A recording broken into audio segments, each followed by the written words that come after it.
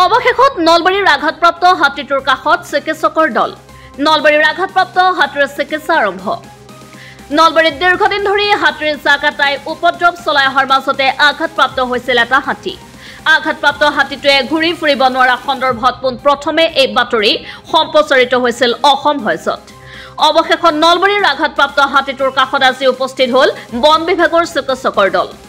বিগত এসপ্তাহ ধৰি আঘাতপ্ৰাপ্ত হাতীটোৰ চিকিৎসাৰ কোনো ব্যৱস্থা লোৱা নাছিল বন বিভাগে। নলবাৰীত বন্যহস্তীৰ উপদ্ৰৱৰ মাজতে আগফালৰ বাওঁ ভৰিত আঘাতপ্ৰাপ্ত হৈছিল হাতীটো।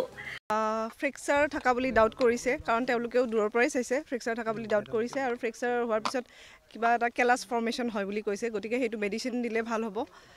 গতিকে আমাক মেডিচিনটো দিব এতিয়া ডক্টৰে। মেডিচিনটো খুৱাই থাকিলে হ'ল বুলি কৈছে। সেইটো আমি প্ৰায় 5-6 দিনৰ পৰা গম পাইছোঁ যে হাতীটো মানে লিম্পিং মানে লেঙেৰাই আছে বুলি। তাৰপিছত ইমিডিয়েটলি আমি ৰিপৰ্ট কৰিলোঁ। ৰিপৰ্ট কৰাৰ DFO ছাৰক। DFO ছাৰে লগে লগে জুৰ লগত যোগাযোগ কৰিলে আৰু মাজতে আমি যোৱা 3 দিন ধৰি আপোনালোকে গমেই পায় আমি হাতী খেদা অপাৰেশ্যনত ব্যস্ত আছিলোঁ। সেইটো কাৰণে আজি তেওঁলোকক মাতা হ'ল। তেওঁলোকে আহিলে, চালে আৰু এতিয়া দৰৱ দিব।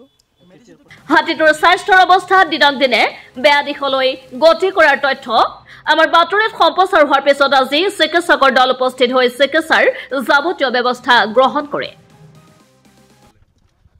না একচুৱেলি আমি আজি মনিটৰ কৰিলোঁ। আমি তাত খবৰটো গ'ল। খবৰটো যোৱাৰ পিছত হাতীটো মনিটৰ কৰিব আহিছিলোঁ। আগৰ লেফ্ট যিখন ভৰিখনত সি লিম্প কৰি পেলাই খোজকাঢ়ি আছে, আমি যিটো মনিটৰ কৰিলোঁ।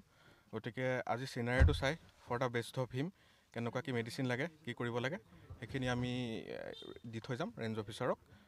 দি থৈ গ'লে তেওঁলোকে ফাৰ্ডাৰ এনেকুৱা ট্ৰিটমেণ্ট কৰিব আৰু তেওঁলোকে কণ্টেক্ট কৰি থাকিব আমাক আৰু ছিনিয়ৰ দলো পিছত লগা হ'লে আহিব। ডেফিনেটলি দীঘলীয়া হ'ব কাৰণ সেইটো এতিয়া ক'ব নোৱাৰি, কাৰণ যিহেতুকে তাৰ এটা জেগাত ষ্টেটিক থকা কিমান খোজকাঢ়া সেইখিনিৰ ওপৰত ডিপেণ্ড কৰে। কাৰণ ইমোবিলাইজ হৈ পেলাই এটা জেগাত থাকিব পৰা নাই, অলপ দীঘলীয়া হ'ব।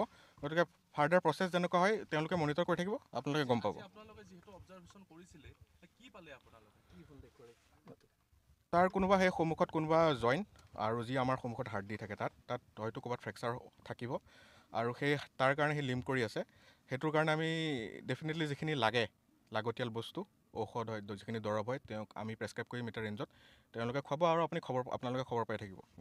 আৰু লোকেল আপোনালোকৰ অথৰিটি আছে ইয়াত, DFO ছাৰহঁত আছে, আমাৰ চিৰিয়াখানা আছে। ফাৰ্ডাৰ কিবা লাগিলে তেওঁলোকক আপোনালোকে কণ্টেক্ট কৰিব পাৰিব।